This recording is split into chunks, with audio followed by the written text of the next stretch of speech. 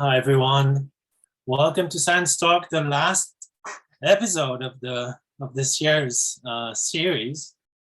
And my name is Johan, and I will be the host for tonight. If it's your first time here, you're welcome. If you've come many times, we're glad that you're able to join us tonight as well. And as a reminder here,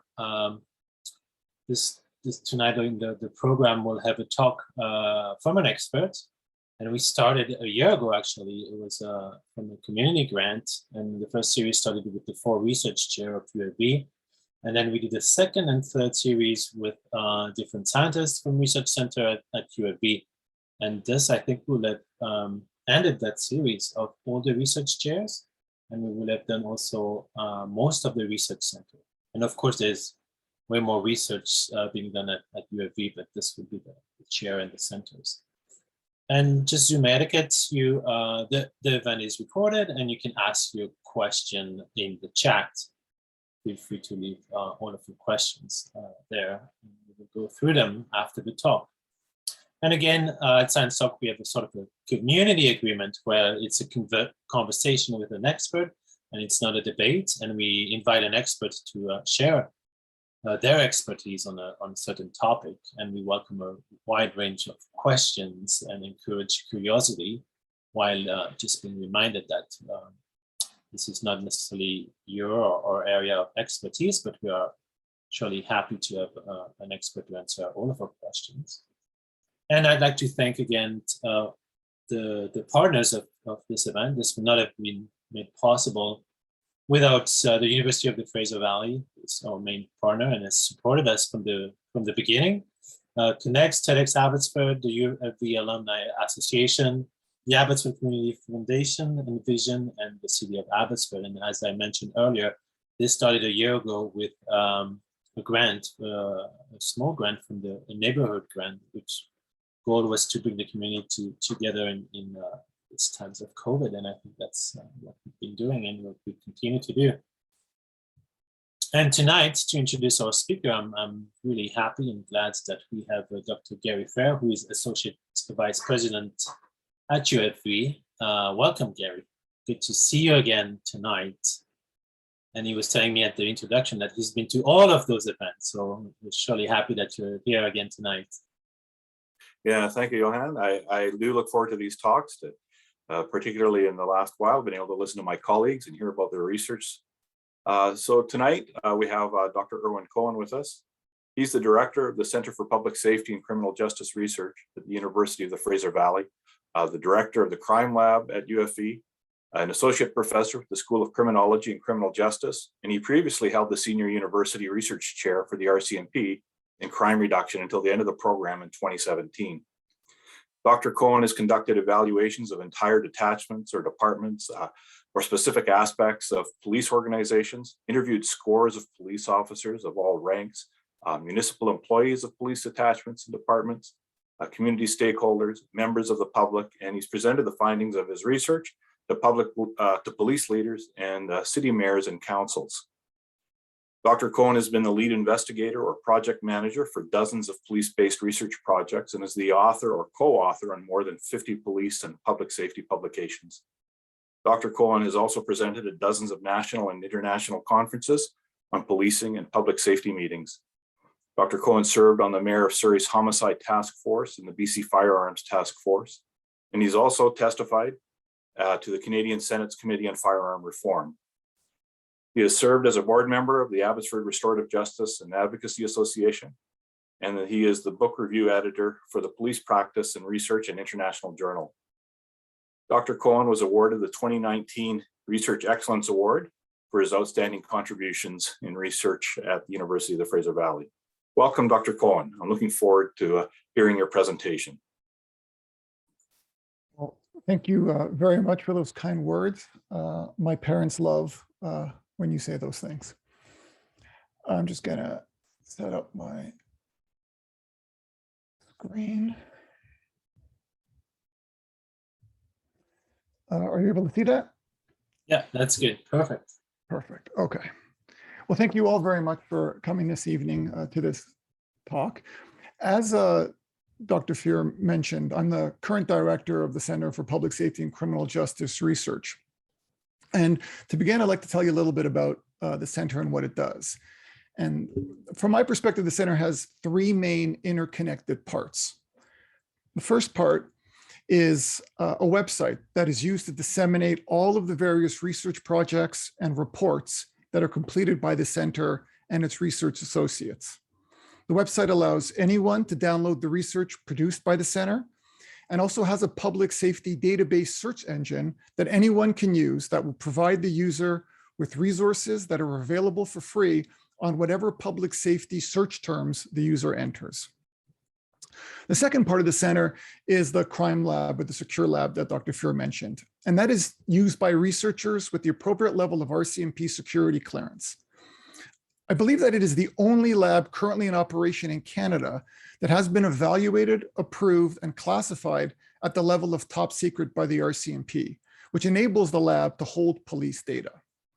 And one of the great things about this lab is that because it has been and has a top secret designation, it allows researchers to work with data that would otherwise not be allowed to leave a police department, and therefore to work on projects and address issues that cannot otherwise be researched. And the final component of the center is all of the incredibly talented researchers, practitioners, and students who do their important and creative work out of or through the center. In many ways, the nature of how the center works and the partnerships that have been developed over the years between the center, agencies of public safety, governments, and communities form the basis of my talk tonight. A few years ago, I was at a conference and a presenter was describing their views and experiences of the relationship between law enforcement and academia and research. And they described it as being in hell. They talked about how police had all of this amazing data, but didn't have the resources or time to meaningfully use this data. Rather than analysis, their feeling was that the police described their data in the most basic forms, while continuing to just collect more and more of this data and to hoard it. Or if they opened their doors to outside researchers, access was very limited and prescribed. They talked about how when the police did open their doors to academics, it was usually because something had gone very wrong, or there had been an incident that received a lot of media attention or community attention, and the police were mandated or ordered to have independent researchers look at a particular issue. On the other side of this dynamic, the presenter stated that there were academics and researchers everywhere with the necessary skills and knowledge to do really insightful things with police data, but they had very limited access to this data. The presenter talked about research that had the ability to develop new profiles of offenders and provide a more nuanced understanding of crime and criminals. But often these researchers didn't have access to current or historical police data, which could be used to develop and test theories of crime, theories of victimization, to build predictive models, or to design data-driven intervention strategies that could make communities safer. In other words, their view was that on one side, you had the keepers of information and data who were squandering this valuable resource. And on the other side, you had academics, researchers, and professional data analysts with no access to data beyond what was publicly available to anyone. And ultimately, it was our communities that lost out, as they were not gaining many benefits in terms of innovative approaches to crime reduction or crime prevention, or efficiencies in their agencies of public safety, or in evidence-based intervention approaches to community wellness and public safety. Nor were they gaining the benefits that could come from the insights and research from experts with broader access to public safety data. Critically, this presenter also believed that there was very little trust and a lot of misunderstanding between these parties. They talked about how many academics they spoke to believed that the culture of police reinforced a disregard and mistrust for academia. That the police believed that they alone had all the answers to the issues of crime and its prevention and its reduction, and therefore believed they didn't need to collaborate with academia. And that the police were actually a little worried about what academics would find and what they would say publicly in the media if they were allowed unfettered access to the police and their data. From the perspective of the police, the presenter argued that the police believed that the work done by academics was not timely, wasn't practical, wasn't relevant, that academics really couldn't understand the challenges and demands of policing, that academics couldn't understand the bigger picture or have the necessary context to understand police data, that academics were much too liberal in their views of crime and criminals, that academics produced work the police couldn't understand, couldn't use, or was much too long and technical and was basically not practical or applicable, and that fundamentally academics were anti-police. Well, listening to this presenter and all the reasons why police, academia, and the community could not collaborate in any meaningful way did sound like we were in hell. But it also didn't sound very much like my experience conducting research in collaboration with police and other agencies of public safety in British Columbia over the past 15 years or so. I don't actually think we're in hell. I think we're in purgatory. You know, that place between heaven and hell. We aren't quite in heaven yet, but at least in British Columbia, I think we've been on the right path for some time as research partnerships between academia, law enforcement, and the community are becoming more and more common. Over the past 15 years, just in British Columbia, I've had the opportunity to work collaboratively with police services, E-Division RCMP, so many RCMP detachments, and nearly all municipal police departments on dozens of applied research projects. A few years ago, I co-authored a book called Eliminating Crime: The 7 Essential Principles of Police-Based Crime Reduction, that focused on what my co-authors and I believed are the 7 essential principles for reducing crime. The book is available for free as a download at the Center for Public Safety and Criminal Justice Researchers website. The impetus for this book was a 2-day workshop where we gathered police leaders from across the province to discuss how they were designing and implementing crime reduction strategies and what challenges they faced when doing so. The 7 principles that came out of these discussions and all the research we undertook as part of writing this book were for the police to be information-led, to be intelligence-led, to focus on offenders, to focus on crime problems, to take a partnered approach, to be preemptive, and to be performance-based. Very briefly, being information and intelligence-led means having a really good understanding of your community's specific crime and disorder problems. Police in the community need to know who is criminally active and who is at risk for criminality. They must be aware of past, current, and future crime problems and trends, and the distribution of these problems and trends throughout a community. With this information, evidence-based strategies can be developed that incorporate police resources and their mandate with community needs, all in the name of enhancing and increasing community wellness and public safety.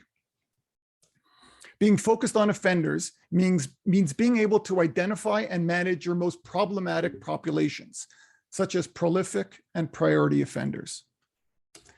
Being focused on crime problems means being able to identify and having a good understanding of the specific issues that are driving or causing crime in a community, and to develop effective law enforcement and community strategies to respond and address to these specific problems. In effect, all communities have prolific offenders, but we also have prolific problems and prolific locations in a community.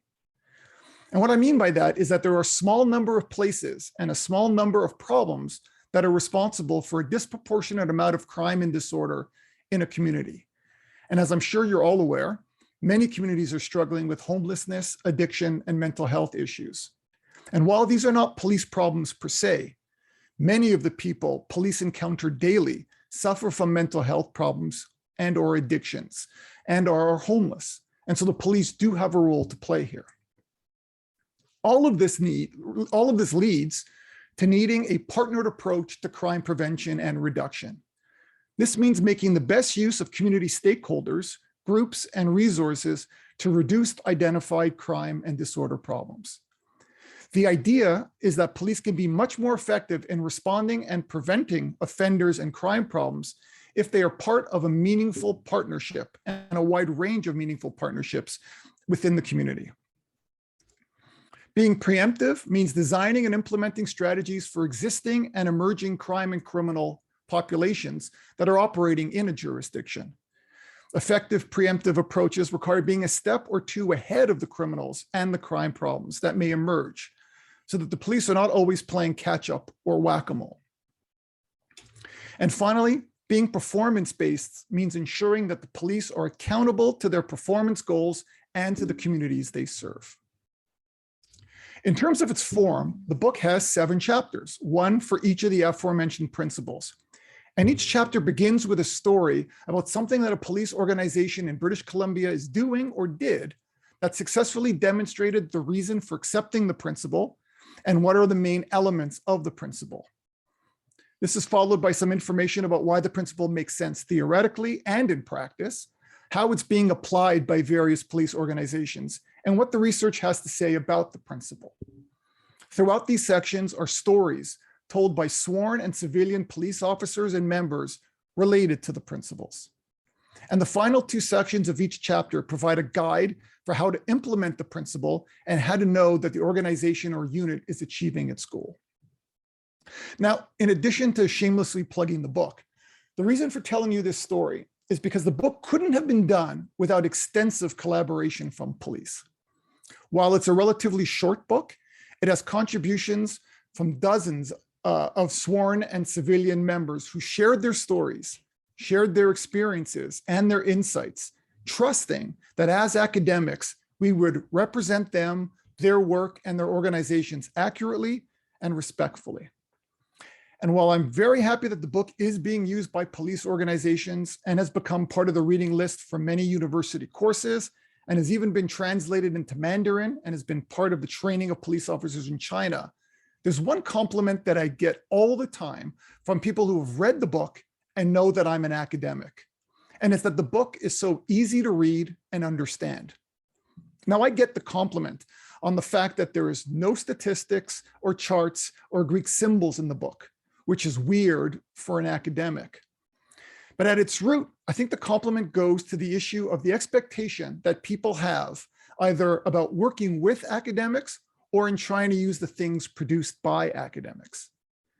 In many ways, I think that BC has been a leader in academic collaboration with public safety, in part due to the now defunct establishment of 3 policing research chairs and the creation of an office in police services that in part is responsible for providing funding into police research and facilitating police, academic, and community partnerships. And as I've mentioned, over the past decade, through my role with the center, I've been involved in over 50 collaborative research projects as an academic, with a large number of detachments, municipal police forces, E-Division, and integrated units. But what I love most about these projects and the work that we do at the center is that the focus is never on producing an academic output on its own, like a journal article, although that is important. Nor in the first instance is the research designed to exclusively answer an academic or theoretical question.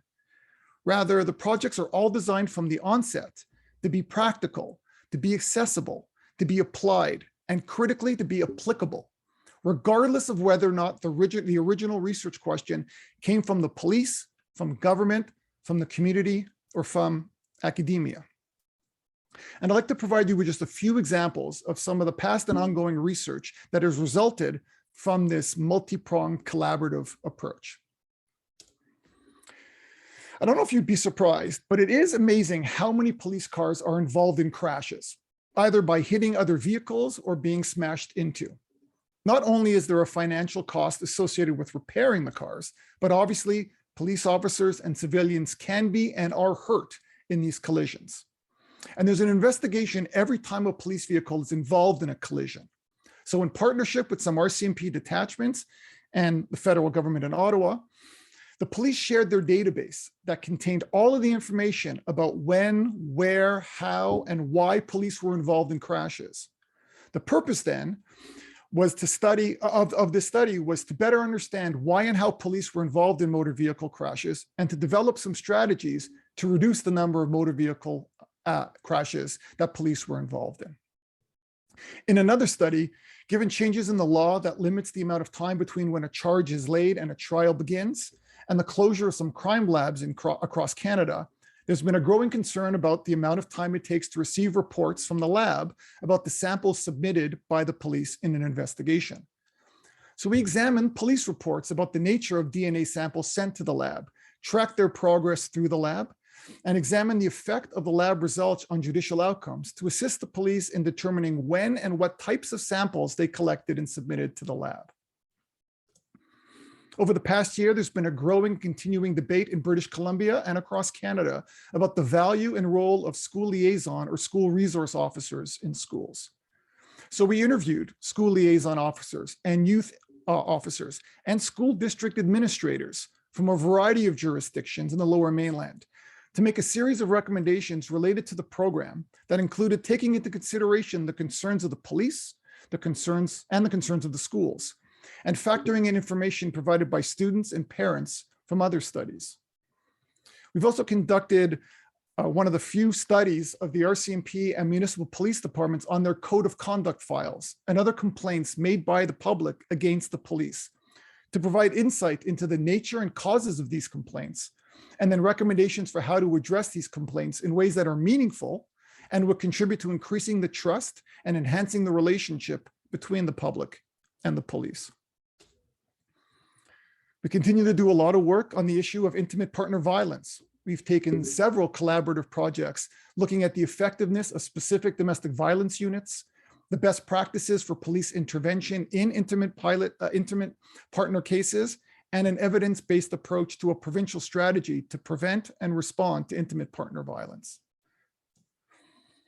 A big issue in a lot of our communities has to do with gangs and drugs, and we continue to do a lot of work in the area of homicide, gang violence, firearms, dial-a-doping, and strategies to assist communities to prevent the recruitment of youth into gangs and into drugs. And we continue to do work with the police and the community to address other critically important current issues. One of the other unique things that we've been able to do because of these collaborative frameworks is to establish partnerships with the police and the private sector to examine the role of technology and innovation in policing. This has included examining software solutions that could address longstanding challenges associated with information sharing between public safety agencies and between public safety agencies and other governmental agencies and organizations. Other work, we were the first in BC to do the work related to automated license plate recognition in British Columbia, which increased public safety and road safety by more reliably, more accurately, and more quickly identifying stolen vehicles, unlicensed drivers, uninsured drivers, and prohibited drivers. So while not exclusively unique to the research that we do at the center, as mentioned earlier, these studies aren't designed to answer purely academic questions, but to address police and community concerns and to address them in ways that are methodologically rigorous, but also in ways that agencies and communities can use the information to make better evidence-based policy, strategic, or operational decisions. Taking this approach to research collaboration has, I think, built a level of trust and confidence and an evidence base that reflects what can be achieved through these types of partnerships. I also think that it's important that all of these projects represent significant collaborations beyond simply the police providing access to data or to their people. Instead, they represent a willingness of the police, academia, and the community to work together to solve problems that have been identified by the community, by the police, or by other public safety agencies. So moving forward, I continue to see great opportunities to work collaboratively with the police to enhance public safety and community wellness. And I hope that in small part, this talk has demonstrated that there are some real tangible benefits and a need for strong partnerships between law enforcement, researchers, and the community, and how this can result in positive change that makes the police more effective and efficient and accountable, while also enhancing community wellness and public safety. There are many opportunities for all of us to work together to bring evidence-based solutions to the challenges facing policing and communities today. And with the willingness of law enforcement to open their doors more to researchers and academia, and academics and researchers demonstrating that they can make key contributions that benefit the police and the communities they serve, we will hopefully see more partnerships moving forward. Many of us have heard the story of 16th century Spanish conquistador Hernan Cortez. After landing his invasion fleet on the shores of the land, he would burn his own boats. He was sending his army the message that there's no turning back, only moving forward. I hope that we have burned the boats with respect to police, academia, and community collaboration. In doing so, I think we would be well on our way to leaving purgatory. With that, I will say thank you so much for your time and attention, and I'd be happy to answer any questions you might have. Thank you so much for this talk. I'm just gonna come back. All right, perfect. Thank you. This was fascinating. Yeah, that was my question. What would heaven look like for your work? Well, we're getting there. I think what heaven looks like is even more partners, even more academics, even more communities, and more police departments sitting down and talking about not just what the problems are, but how we can work collaboratively to identify and then implement solutions. And there's a lot of excellent examples of communities and police doing just that. Inviting in academia instead of seeing academia as sort of, either the enemy or, the organization that has to be watched very carefully. But building the trust in that relationship, because we do have a lot that we can offer, and police have a lot that they can offer. And of course, communities have a wealth of knowledge and experience that they can offer. And so heaven would be breaking down more and more of these barriers to real meaningful collaborative partnerships. Nice. And I really appreciated how you shared the vision of your center. That's the center, right? Yes. Of your center of bringing the police, academia, and community together. And I think it's in the new mission statement of UFV is engaging learner, transforming life, and building community. And I think that's it stuck out to me like this was exactly what you were doing about building community. So that was very encouraging also to see that research, this direct apply use of research. So I had a few questions, and then again in the chat, feel free to write down your question and we will go through them. But I also wrote down some question, and I'd be interested to know a bit more about it.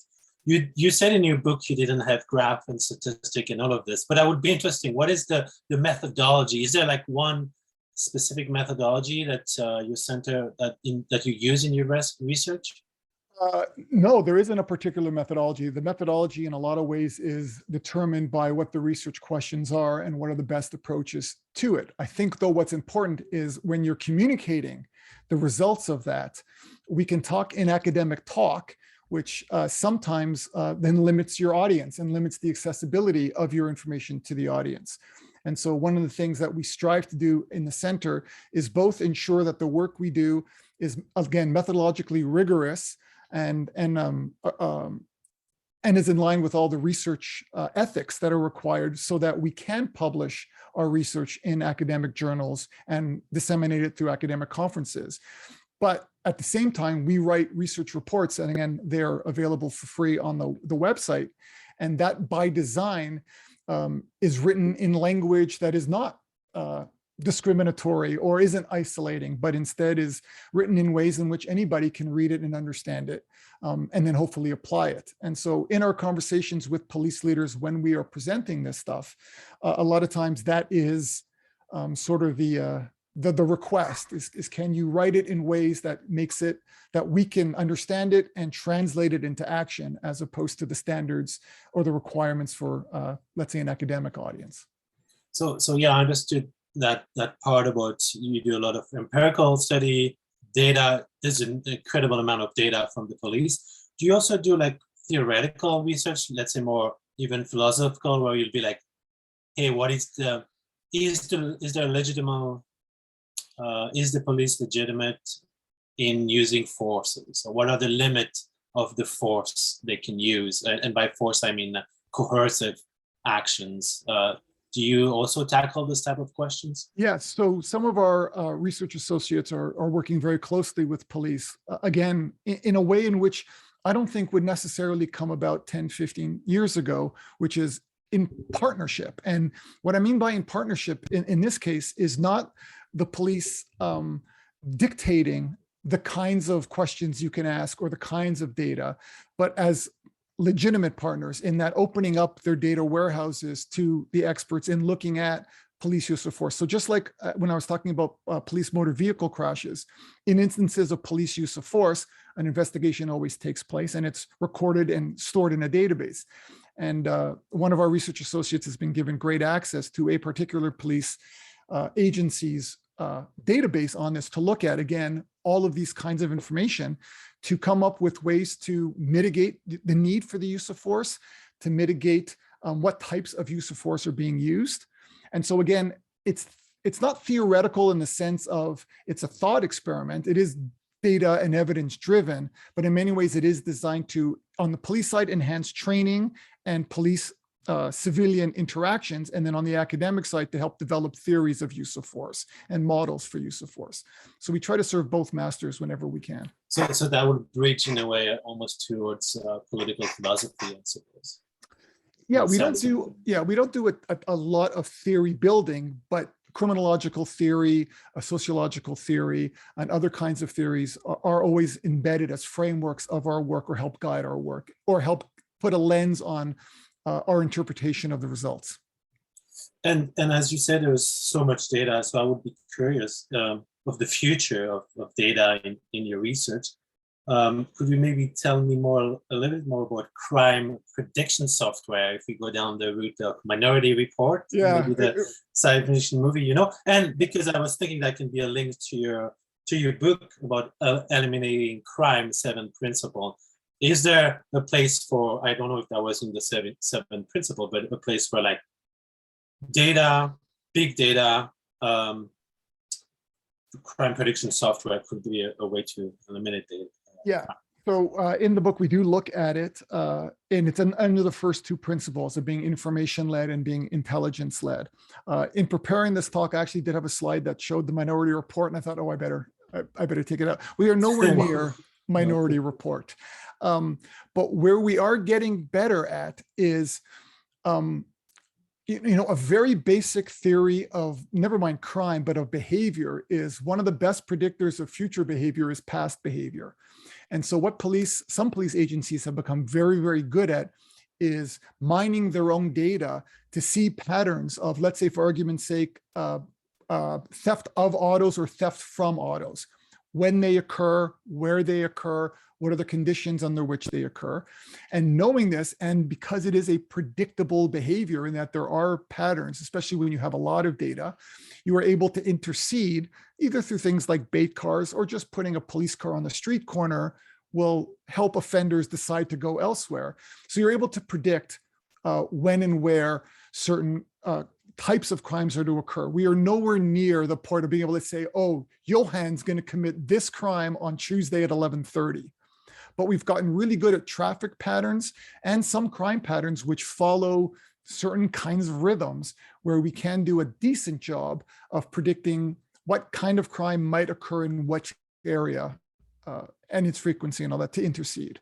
But I wouldn't be all that worried yet about that kind of predictive modeling in terms of Minority Report and those kinds of things. We're really at early stages of predictive policing. And because we are recording this event, I am not going to make a crime on Thursday at 11:30 p.m. Not what my database says. Yeah, exactly. Yes, thank you. That's fascinating. I'll take some questions here from the chat, and well, first some compliments was from Lynn that said, "Wow, this is amazing. I had no idea this was going on right here in Abbotsford." And I think that's what I've been discovering through the different science talks. It's like, wow, this is amazing research. Is right there at our university, and it's to get out. And I think that's what you're doing with this community-driven aspect of your center. Yeah, I'm constantly impressed by the fact that, not being a research-intensive university, how much cutting-edge research is being done throughout the university and in the Abbotsford area. It's really commendable what my colleagues are able to do. Being that we are a teaching intensive university, and I don't see it slowing down. I see it increasing and increasing. So it's a very exciting time to be a faculty member at UFV, that's for sure, or a researcher at UFV. That's good. And then a question from Mary that says, I'm curious with regards to the liaison officer roles in school. And do you see this expanding to other areas, for example, hospital ERs, where they see trends before the general community? Yeah, it's a tricky issue. In fact, the trends we have been seeing is, even though from our research, school administrators, so school district administrators who are responsible for a lot of schools, are very positive about school liaison and school resource programs, and the police, also see a tremendous value. There have been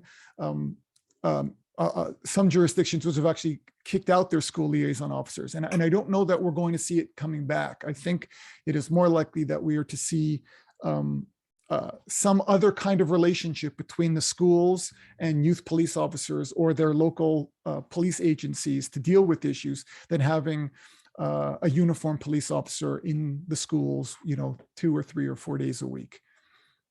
So what we did in that study was we didn't want to tip the scales in either way. So we presented all the information we collected, and then we made recommendations for if you were going to either start a school liaison program or if you were looking to maintain yours, here are the things that we think are important in terms of training, selection, skill set, role, those kinds of things. But we purposely stay out of that conversation around should you or should you not. That is up to schools and school districts and PTAs and those kinds of organizations to make that decision. Thanks. And questions keep coming in, so I will go through them, and don't hesitate to add to the chat. And here, what role can post-secondary institutions play to support crime prevention in our communities? There's a lot that we do and that we can do. Part of it, of course, is the relationships that post-secondary institutions have, not just with police, but with a broad base of community organizations and partners. Crime prevention, crime reduction cannot, ever should not be exclusively a police responsibility. It is one of the challenges that we end up having, is we have a lot of these social concerns and social issues, and we default to the police to address them. And for the reason, in part, because the police are really the only 24/7 agency that's available. 3 a.m, something happens, you're going to call the police.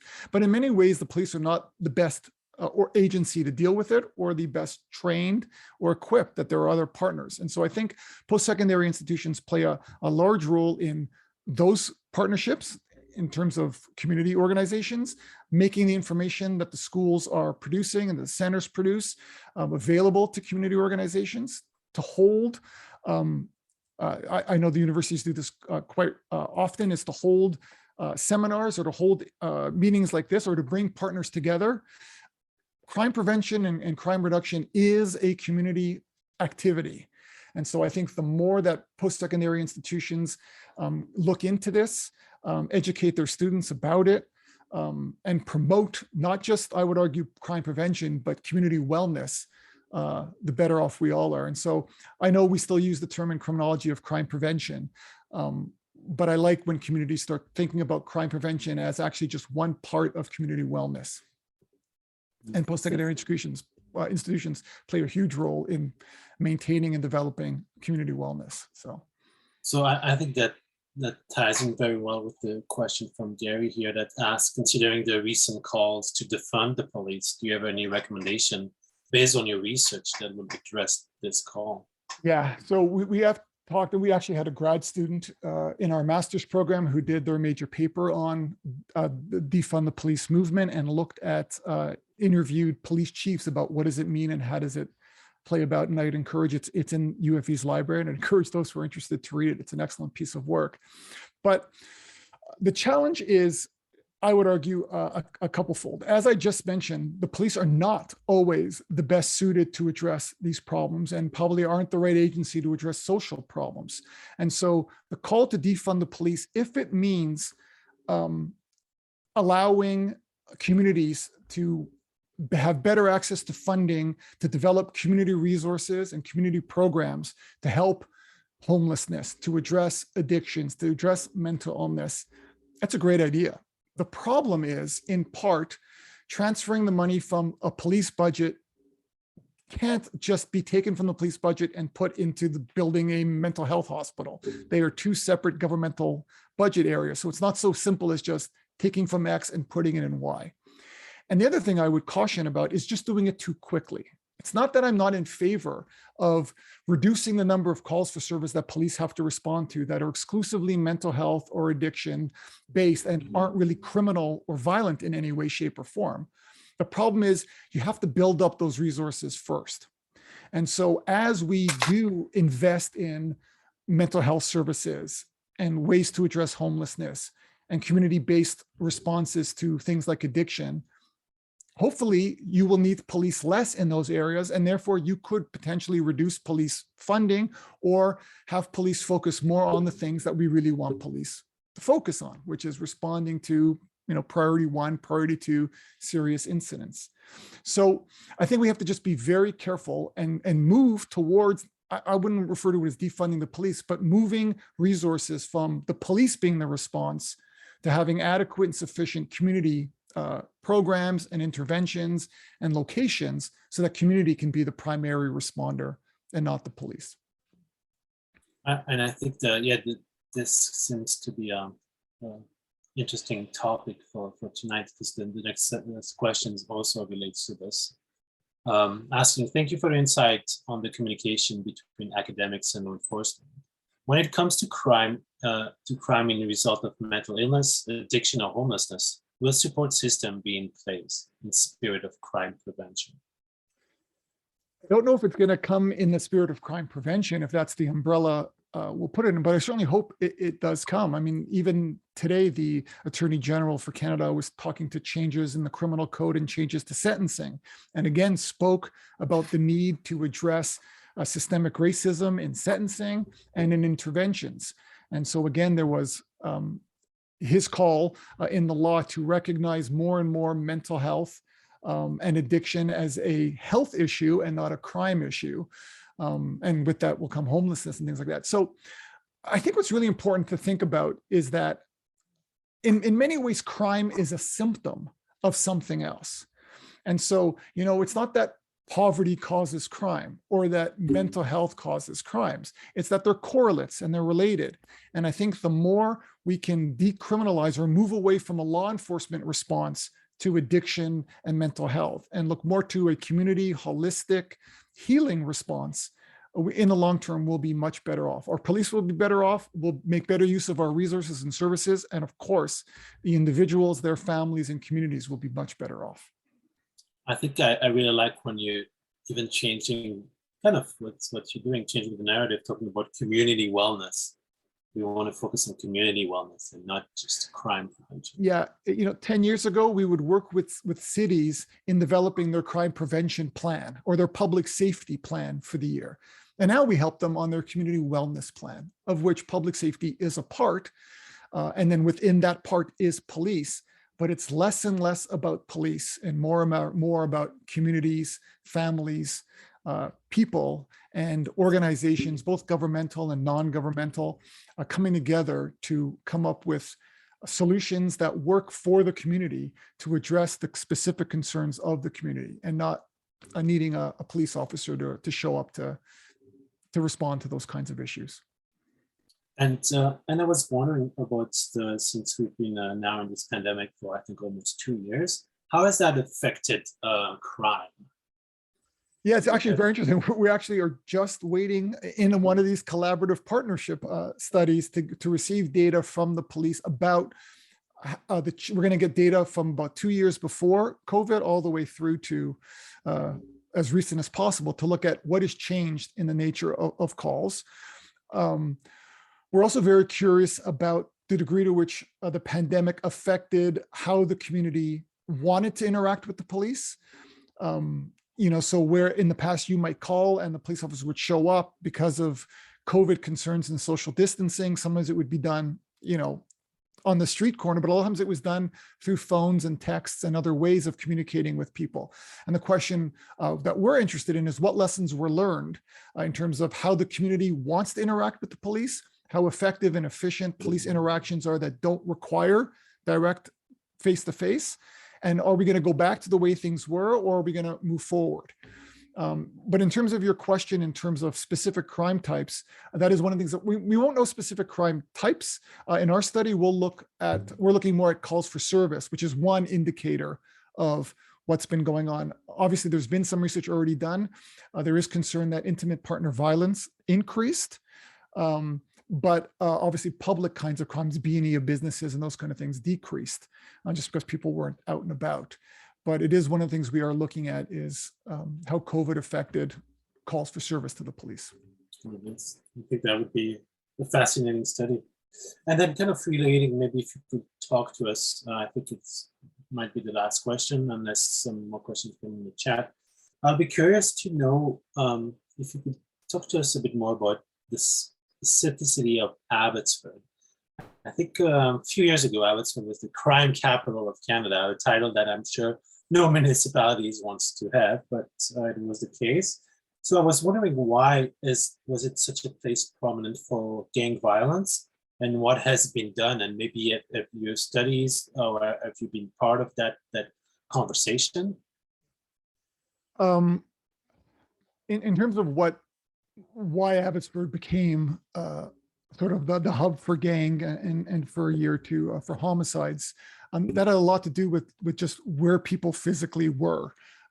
Surrey took over that a few years ago, and what's interesting is similar, in a way different from the Abbotsford situation. In Surrey was the location where the business got done, but wasn't necessarily the location where the gangsters lived. Abbotsford tended to also be where the gangsters lived. But what was incredibly successful in addressing that was both a community response, but in some ways at the beginning, for sure, a police response. You had a very forward-thinking chief of police in Bob Rich, who took not from us some of the principles, but some of those principles were in play, especially as it relates to crime reduction and prolific offenders, and implemented some strategies which have been very effective in a lot of other jurisdictions. And it mainly came down to giving offenders choices. Police were very in your face, upfront with offenders, letting them know we are watching you, and giving them the options of, since we're watching you, we're going to catch you on every little thing you do and put you in jail. Option one, if you don't want to change your ways. Option two is you can leave the jurisdiction, which no police or communities really like, just sort of displacing the problem to another community. But the third option was the one that was very successful, which was, if you do want help, we will work with you to help you. And so it was letting offenders know, again, mainly those prolific offenders, the ones, I mentioned it just in passing, but every community's got a small number of offenders who are responsible for a large amount of crime. Some communities have 5% of offenders who are committing 80% of the crime in that community. And if you can address those 5% of offenders, your crime rates will drop and your public safety will go up. And in a lot of ways, that's what Abbotsford did. They really kept the heat up on gangsters and on prolific offenders, letting them know that, you speed, we're going to be on you. You can leave, that's your other option. But the option that was also somewhat very successful was, we're here. We will help you. If you want to get out of gangs, we will help you get out of gangs. We'll help you deal with that. If it's a drug addiction problem, we'll help you with that. If it's an employment, a job, and again, it wasn't police on their own. It was a holistic approach, but it was really focusing on offenders and focusing on the problems which were driving offenders, and just letting them know, it's no more free reign in this jurisdiction. They were on these offenders, and it turned it around over time. They also had to deal with prolific properties, right? There's a certain area of Abbotsford, and we did some work for them where we looked at heat maps. It's a very interesting, way we got involved in one study with Abbotsford. Crime reduction has been incredibly successful. Even now that we're in a bit, if you look before COVID, we were in a bit of an increase in crime rates, but that was coming at the tail end of about 10 or 12 years where you had about a 40% reduction in crime. So I get a call from the chief in Abbotsford saying, we've got like a 12% increase in break and enters. We need some help in trying to figure this out. And when you look at all their data, yes, there was a 12% increase over the last year, but that was after like a 40% decrease. So they were still doing really well, but there was a bit of a spike, and the chief was right on it and is like, okay, let's figure this out. So we mapped out through the city where the crimes were happening, what types of crimes were happening. And as you might imagine, there are just a few hotspots where crime coalesced in an area. And then knowing what kinds of crimes are coalescing and when those crimes were happening, we built with the police and with community interventions to, again, respond to it. Some of it is displacing by having a police presence, but a lot of it is working with communities and the people in those blocks, be them businesses or residences, and working and identifying offenders, and not me, but police, of course, meeting with offenders, starts changing the trajectory in the picture. And so, having police chiefs, and there were a lot of them who are really cutting edge and switched on and are now evidence-based and looking at data and hiring analysts all over the place to help them have a better understanding of what's going on in their communities, and then using that evidence to build interventions that are both proven theoretically and through research and are tailor-made for your local issues, is successful. It's why we called the book Eliminating Crime. You're never going to eliminate crime, but that should be the goal of every police chief and of every community. And we have found some communities that are sort of content with, oh, our crime's down a little bit, good enough. And as soon as you take your eye off the road, crime will creep back in. But there are some chiefs that are, we're going to crush crime year over year, over year, over year, just make it uncomfortable for offenders to live and operate in our communities. And a lot of that is in partnership. There's some really great programs where restaurants and bars and nightclubs are in partnership with the police to keep known offenders out of these establishments so they can't enjoy the fruits of their labor per se. And there's controversy around them, of course, but some of these have been very successful. And so again, it takes this kind of partnership to be effective. This can't just be police deal with it. This is fascinating, and to hear also there was those three options that were kind of offered to crime offender, and then to decide to even help them. It seems to me very visionary, and would require a lot of strength, let's say, from the police to do so, to be hey, a way out to help the community. So the focus on community wellness. Well, helping is the best way. A lot of these problems, we simply cannot arrest our way out of it. Yeah. And that's a very expensive way to deal with it. So if we can convince people before they get involved in crime that there's a better path, help people who are involved in crime want to get out, that's a better path. And for those who don't want to get out right now, making it very difficult for them to engage in crime, that is, from my perspective, the best ways forward. We just can't, it's the whack-a-mole slide I put up. We just can't arrest our way out of some of these problems. It's not good. It's not the best way to do it. To use your metaphor again, to take them out of hell and through the purgatory towards some sort of heaven for the community wellness. Well, I want to thank you for this fascinating talk. I think it was a great way to end this series. I'm looking forward to share it online as well, this talk. And I just, there's no more questions. So I thank you for this. And then I just few more slides, and then this would be the end of this series. So I want to thank again all the speakers that came through this series. And I'm really hoping that we would do more of these.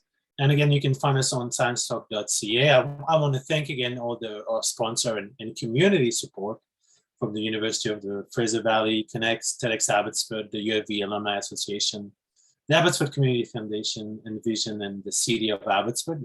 Thank you very much. And then again, you can find us online on different social media and channel, and feel free to share the videos that have been recorded. And this is it for us. This is it for me. And I wish all of you a very good end of the year and good holiday season. And hopefully see you next year. Bye, everyone.